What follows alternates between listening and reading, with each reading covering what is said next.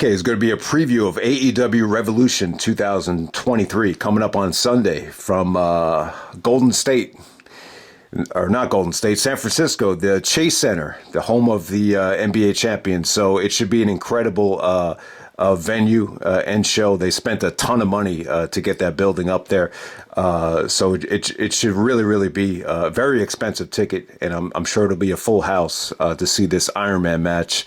But yeah, I think that the card looks pretty good. You know, like a couple weeks ago when I didn't really look at the card yet, I was just like, man, besides the Iron Man match, I don't really know what there is to be excited about it. But when you're looking at this card, it's pretty tight. You know, it's only 8 matches, and then you got Mark Briscoe on the pre-show. But yeah, let's jump right to it. 60-minute Iron Man match for the AEW title. MJF taking on Brian Danielson. I got a lot to say about it. I'm really excited about this match. This is the most excited I've been in a very long time. You know, it's been not since 2006, I believe, where Brian Danielson has been in a 60-minute match. They talked about how he wrestled in 4 of them. And obviously this is foreign territory for MJF. You know, it's funny. Like, I think doing 30 minutes would have been a bit of a challenge, but to do 60, especially in this era where everybody has such a low attention span, is very ambitious, but I like it. If there was anyone other than Brian Danielson in this spot, I'd be extremely worried and a little bit doubtful.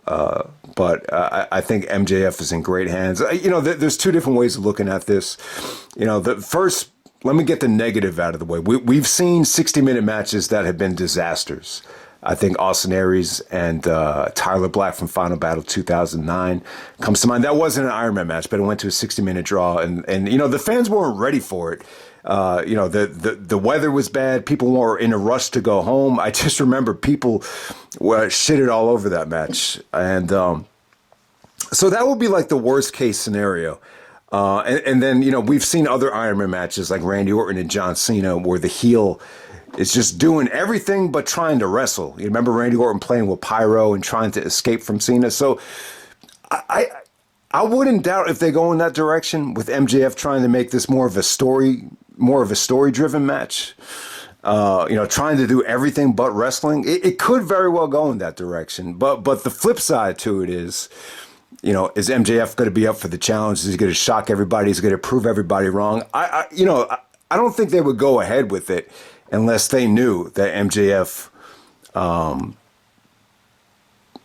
was going to be able to handle, you know, a match this ambitious. So I'd be very comfortable, you know, thinking they're going to go in that direction where MJF is going to prove everybody wrong.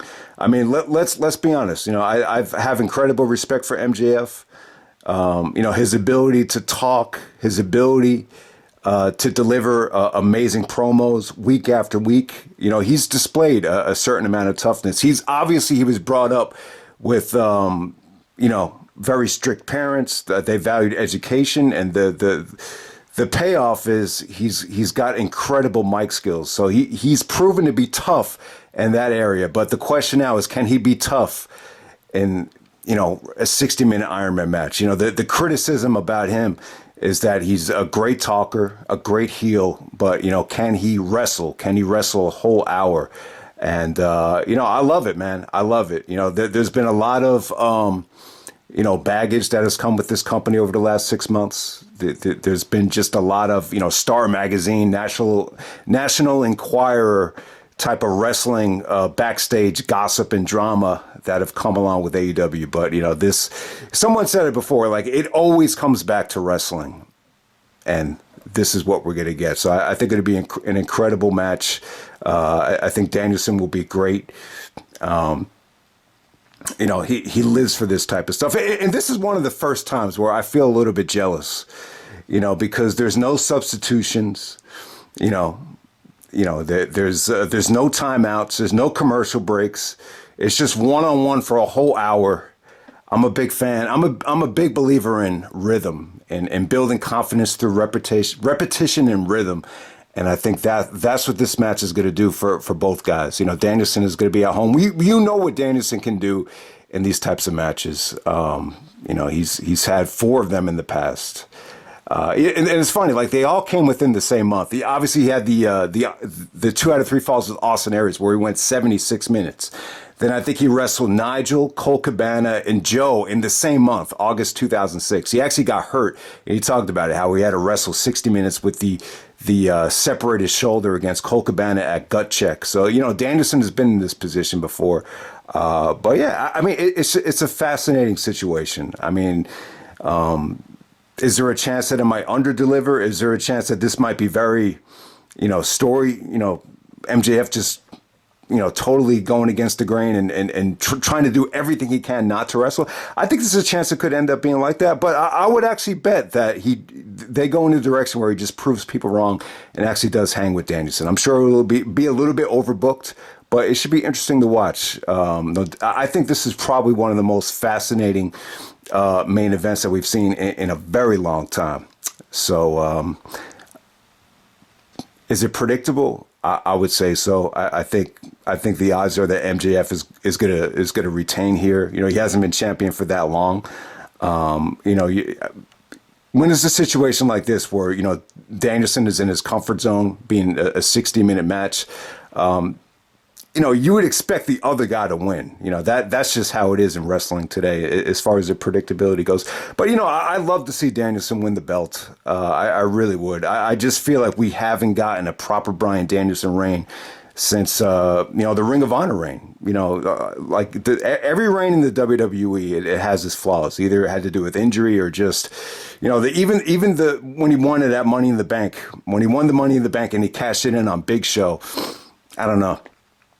I mean, that was probably his best reign, but just the way it came to an end and the way he was booked as the chicken shit heel, it wasn't a very satisfying reign. So my point is, we haven't had, you know, that great satisfying Brian Danielson reign, you know, since 2006. So, you know, everybody's getting old. You know, Danielson's getting old too, and you know, he went through hell, you know, to get this stipulation added to the match, and I thought the buildup was good.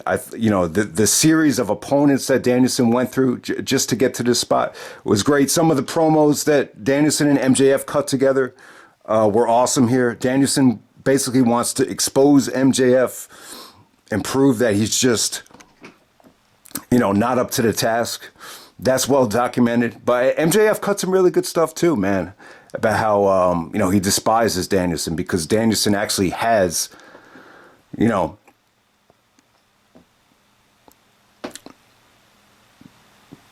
because Danielson has, you know, what he wants. You know, he's married, he has kids, and MJF talked about getting rejected when he, you know, he put his heart and soul into, I believe, asking a girl to marry him. So you all know how that feels.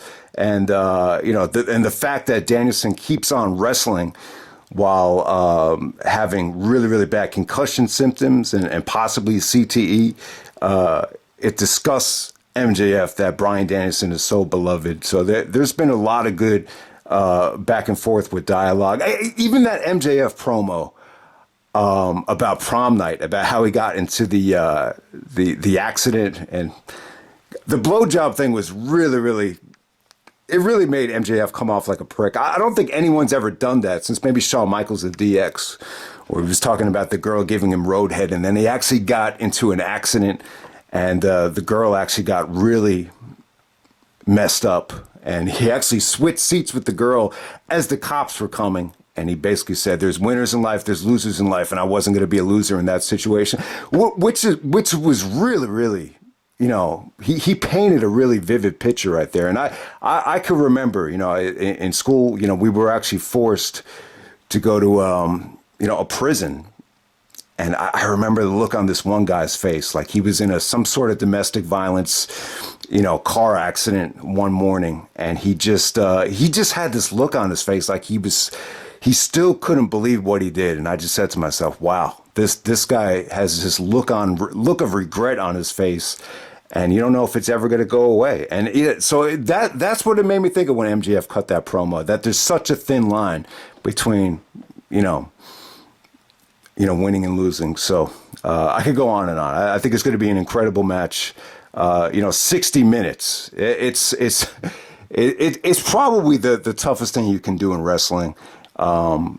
And, if MJF could get through this, it'll really take him to the next level. Because I just remember rocking Triple H, that Iron Man match, that had to be, an incredible challenge, for both guys at the time. And then when you look at, if you look at every single Rock and Triple H match after the fact, it felt like riding a bike. It just felt so natural.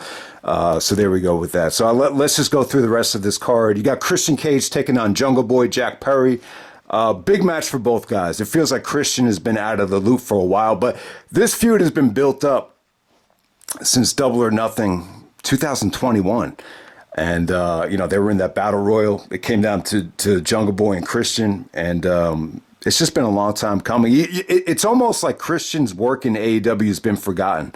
Like, I think a lot of people forget how good those matches with Kenny Omega was. I mean, they main evented All Out together, but still, it just feels like Christian, I don't know. It feels like he's just been this target and this prick that everybody hates.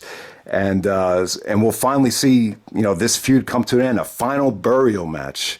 I would assume Jungle Boy will go over there. But, you haven't seen Luchasaurus, I believe, since the Steel Cage match of Full Gear. So maybe he makes his return here.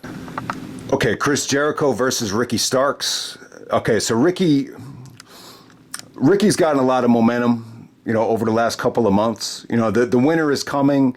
Thing with MJF, it seemed like it was hit or miss. It seems like some people connected with it because of the promo, but a lot of other people were a little bit disappointed by it. So it does kind of seem like Ricky has, not able to take that next step. Like once again, like when you look at his, he actually did main event Grand Slam with Hobbs, but it just seemed like a lot of people just kind of, looked over that match. So we'll see what happens here. This is one-on-one against Jericho. He had already beat Jericho, the first Dynamite of the year. Jericho's done such an incredible job of, putting over younger talent, whether it be Jungle Boy, Orange Cassidy, MJF. I mean, the list goes on and on. He's done such an awesome job of making stars in AEW. But in this particular match, I'm not sure if it's the right way to go. So Ricky already won the first one. I could see Jericho getting the victory here. I think, Jericho's still leading, a main event stable. I could definitely see Jericho winning here, but at the same time, it's probably Ricky Starks' biggest match. Even though he did, main event Grand Slam and winter is coming, it definitely does feel like this is another level. Those Dynamite specials were big, but there's really nothing like wrestling Jericho one-on-one at one of the biggest 4 pay-per-views of the year, maybe the biggest pay-per-view of the year for AEW. So awesome opportunity for Ricky Starks. All right, next up, we're going to get the Elite taking on the House of Black, the Trios Championship. So yeah, this is the luxury of having the Trios Championship. You could put younger tag teams in the tag team division, like the Gun Club. But yeah, this has potential to be the match of the night. This is a huge return for the House of Black and Malachi Black. You haven't seen a lot of them over the last couple of months. But yeah, to get to see Tommy End go at it with Kenny Omega. And, Buddy Matthews is a hell of a talent. Probably the biggest match of Brody King's career. So it should be an awesome trios match. The Elite have had some really, really good trios matches over the last couple of weeks against Top Flight and AR Fox. So this should be no different. You know what to expect from those guys. And then we got Jamie Hayter taking on Saraya and Ruby Soho, triple threat match for the AEW Women's Championship. Yeah, I don't think it's going to be a great match. It's been a pretty unique story here. So the fans have turned on Paige already. She's kind of, her and Tony Storm are going around calling the women losers and, kind of using the NWA spray paint to, spray paint the L for loser. So they've been doing that type of thing. And Ruby's kind of been the monkey in the middle, even though she's from the WWE system, not necessarily gravitating towards the AEW homegrown talent or the WWE talent. So she's kind of been her own girl. But yeah, a huge opportunity for Ruby Soho. She came in with a lot of hype at All Out. She was in the media scrum with Tony Khan, and it was very emotional. But it doesn't seem like she's been able to kind of, maintain that momentum. So this is a huge match for her. Jamie Hayter's been awesome, man. The match she had with Emi Sakura was an incredible main event on Rampage, which is definitely worth checking out. But I just don't know if she's going to be able to execute, that type of match with these girls right here. This will be a little bit more storyline driven. I really don't think it'll be that good in terms of from a wrestling aspect. And I think it's a little bit too soon to see Paige win the title. So I would expect Jamie Hayter to retain here. They definitely have the champion on the right female. I just don't know if this dynamic is enough to get an incredible women's match in this situation. But yeah, Jade Cargill actually not on the show. That's pretty interesting. All right, next up we're going to get John Moxley and Hangman Adam Page in the Texas Death Match. So yeah, the two guys that pretty much dominated the AEW title scene for over 11 months last year. I mean, besides CM Punk holding the belt for, almost a week, and MJF held the belt in December. I mean, these two guys, the two guys that held the title throughout the whole year. And this pretty much started with the concussion angle. And yeah, it's been great, man. Moxley has cut some really, really intense promos. Some of the finishes were a little bit questionable.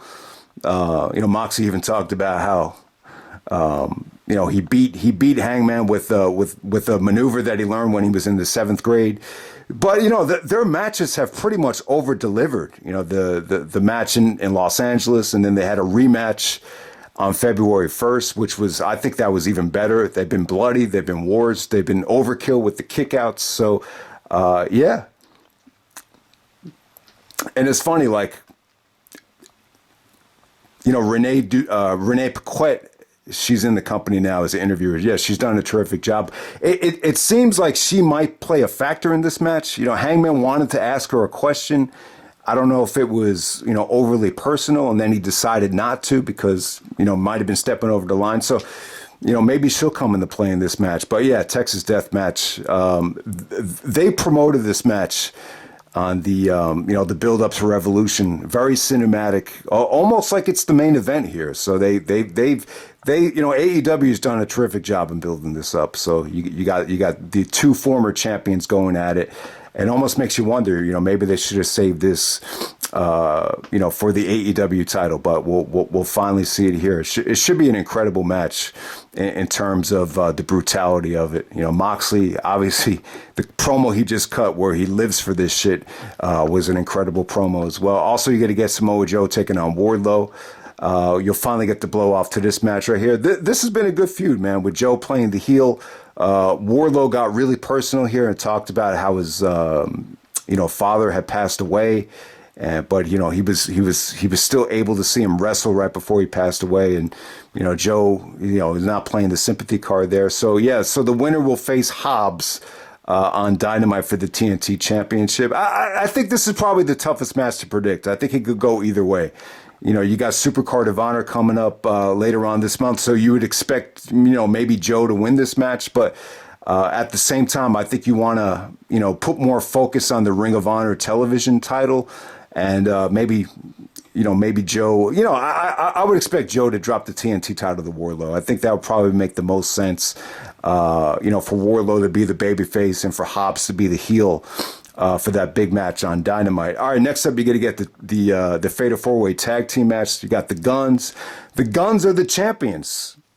When I found out the Gunns won the titles, I thought Billy was going to help them win it. When I was catching up on it, I was like, oh man, Billy must have turned on the Acclaimed. But no, that did not happen. But yeah, the Gunns and Billy Gunn have cut some really personal promos together about how, he left them, he was always on the road, and, he cared more about the pill bottle than, taking care of his kids. So you saw the Gunns really step up to the plate here.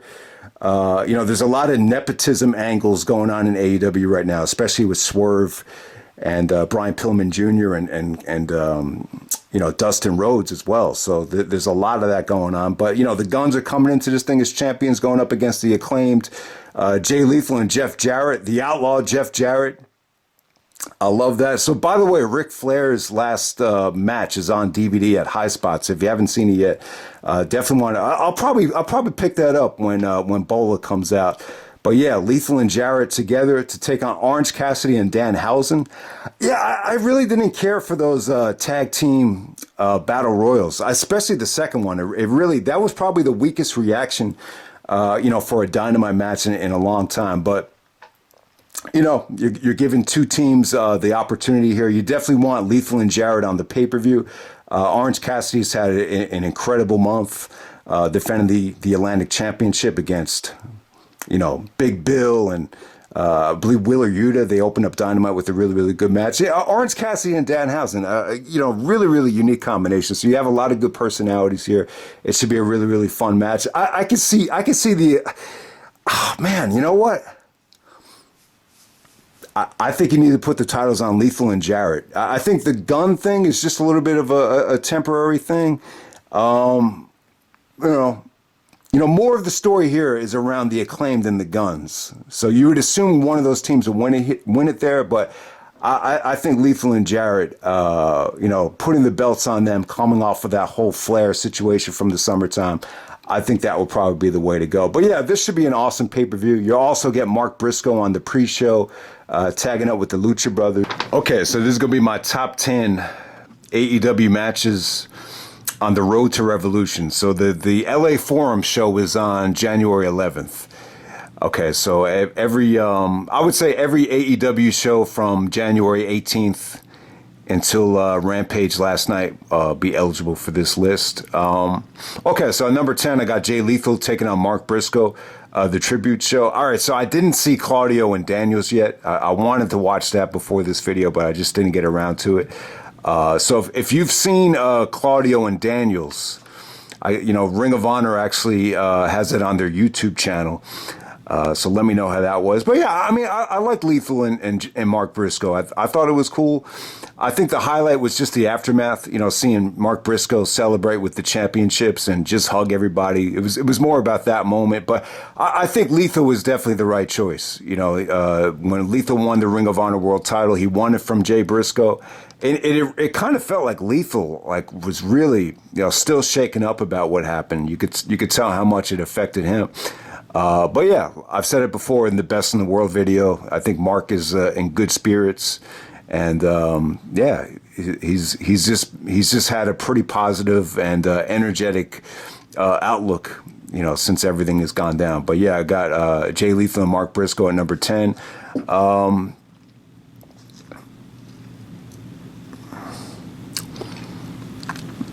At number 9, I got Hangman Adam Page taking on Wheeler Yuta to open up Rampage on January 27th. Yuta, in the ring, man, Yuta is great. So him and Hangman, no surprise, they had a really good match to open up Rampage. I got to say, I was pretty impressed with Rampage on the road to Revolution. I mean, there was a lot of good storyline stuff that you might have missed if you didn't watch Rampage. So, and they actually gave you some really, really good matches this whole month on Rampage. And it's the only place you can see Jim Ross nowadays. So thumbs up for Rampage. All right, number 8, I got the Face of the Revolution ladder match. This just took place on Dynamite. Hobbs actually won it in front of his hometown in San Francisco. So, I thought it was cool, man. I mean, got a great reaction. I think it was better than a lot of Money in the Bank ladder matches. There was a spot between Sammy and Action Andretti that looked pretty brutal. I thought Sammy might have spiked his head, but yeah, it was pretty nasty. Tequesta was great in the match. Eddie Kingston and I think it was Ortiz, they kind of fought to the back and they weren't in a lot of the match. But yeah, I thought the match was great, man. Breathtaking action from everybody there. AR Fox as well. Lots of, hot crowd, entertaining spots. That's pretty much all I can say about it. Number 7, we got Jamie Hayter taking on Emi Sakura. This is from the Rampage main event from January 27th. Jericho said it the best. The best match that Emi Sakura has had in AEW so far. Jamie Hayter, they got the champion on the right female. I mean, her execution on that, was it Riptide Clothesline? Sweet as hell right there. All right, number 6. I got Brian Danielson taking on Timothy Thatcher. Oh, man, this was awesome. I mean, I like for them to have a rematch. And by the way, the February 1st Dynamite, that's going to be in contention for Dynamite of the Year. I mean, someone actually asked me to review it, and, you know, the guy was right. I mean, they, you know, I will probably say just as good as that LA Forum show from that February 1st edition. So you had Timothy Thatcher and Brian Danielson here. So Danielson hurt his shoulder again after the Brian Cage match. You know, MJF ordered Cage to tear apart the shoulder. So Danielson selling the left shoulder here, so he has to use his right arm and, you know, just his striking ability. So yeah, Thatcher went after the injured shoulder. It was great, man. You know, great while it lasted. But you like to see these guys wrestle with both guys healthy, and you know, maybe you get a little bit more time. When you first saw Timothy Thatcher, that's all you heard was the Brian Danielson comparison. So it was cool that we finally got to see it. So they brought him in from Noah. I thought the match was really, really good. You know, definitely delivered, and it probably wasn't even, you know, a top 2 match on that Dynamite, which is crazy. All right. At number 5, we got Jon Moxley taking on Hangman Adam Page. That's to kick off that February 1st Dynamite. I thought they emptied the tank there. It got bloody, and they went into near fall overkill mode. It was even better than the previous match they had in LA. So great stuff. So the ending comes when Hangman's trying to do the choke that Moxley usually does, but, you know, Moxley's able to reverse it to get the victory. Hangman hates the finish, and yeah. That was supposed to be the rubber match, but it was so inconclusive that it led to the Texas Death Match. So, yeah, I mean, it's crazy. Usually when guys, you know, wrestle this much on television and they have a pay-per-view match, the TV matches don't usually deliver, but their matches on television have really over-delivered since that concussion angle. All right, at number 4, we got the Elite taking on Top Flight and AR Fox. Yeah, the Young Bucks had a really good match with Top Flight as well, where they got the upset coming after the you know, the best of 7 series. But yeah, that was the Elite versus Top Flight and AR Fox from February 8th. At number 3, we got Brian Danielson taking on Bandito. So if you haven't seen it yet, there's actually a full version on YouTube from Fight. I believe it's actually in Spanish. So check that out. But yeah, I think you definitely want to see this with the AEW commentary as well. You know, the 2, you know, Ring of Honors, you know, past versus, you know, one of the more recent Ring of Honor champions, definitely over-delivered. And you got to see Danielson do some incredible, you know, feats of core strength here. And when Bandito had him in the submission, Danielson was able to bridge up and use his core strength to counter the submission. Some breathtaking action, some awesome counters to Bandito's, you know, German suplex here. Some great submission work. And yeah, Danielson and Bandito over-delivered. And then at number 2, I got Brian Danielson taking on Roost. This was really, really well booked with, you know, MJF actually locking Brian Danielson in the locker room. Then he has to come out to beat the 10 count so he could, you know, because he had to win this match to get the Iron Man match at Revolution. So Danielson and Roost had a war here. These matches, man, especially this one, it felt like Danielson had to, you know, the combination with the shoulder. He's still fighting the shoulder injury here, and then Roost actually bloodies him up. Roost was just ruthless here, man. And Danielson is able to hit 2 knee strikes on Roost to finally put him away there. But that was a war, man, Danielson and Roost. And then at number 1, wow, Samoa Joe and Darby Allin from the February 1st Dynamite, no holds barred. You have to see it to believe it. This is the best match Joe has had in years, I think. You know, maybe the best Samoa Joe match in AEW and WWE. Like, if you take all of Joe's, you know, WWE and AEW stuff and combine them, this would probably be the best one. And give Darby credit, man. He got a great match out of Punk and Joe. Yeah, he might have, you know, Joe and Punk's best match in AEW so far. I mean, That might be a little bit of a stretch, but God damn, this was incredible. I mean, Darby taking the play out of the Dunn and Marcos playbook. You know, those are the Ring Crew and Ring of Honor. He took apart the ring, took apart the canvas. God damn, the muscle buster on the wooding on the wood was crazy. Darby actually wearing the he was wearing this coat with thumbtacks, man. It was crazy, man. So there's so many table spots. I mean, they emptied the tank. I mean, Joe and Darby have had some really good matches before. They even had a match last year. And I think it cracked my top 25 of AEW last year. I think I had it at 25, and this match blows that one away. I mean, every time they've gotten in the ring together, they've pretty much wowed me. It has had a David versus Goliath type of feel, and when you combine it with, you know, the no holds barred aspect here, it over delivered. So if you haven't seen Joe versus Darby yet, I thought that was probably the most must see match that AEW has had on this, you know, road to Revolution. So that's pretty much it, guys. Hope you guys enjoy the pay-per-view and the video. And